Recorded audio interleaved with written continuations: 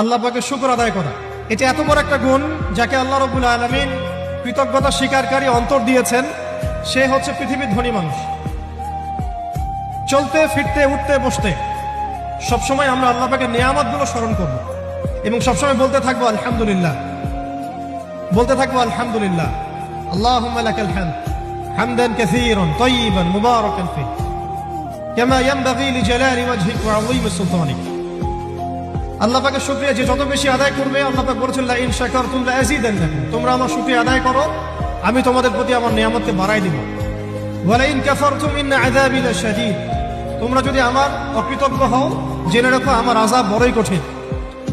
তো উস্তাদগণ লিখেছেন একজন তালেবে ইলমের অবশ্যই শুকর গুজার অন্তর থাকতে হবে। আমাদের উলামায়ে কেরাম করে কথাটা বারবার বলেন যে কলবুন শাকির, শুকর গুজার, কৃতজ্ঞতা স্বীকারকারী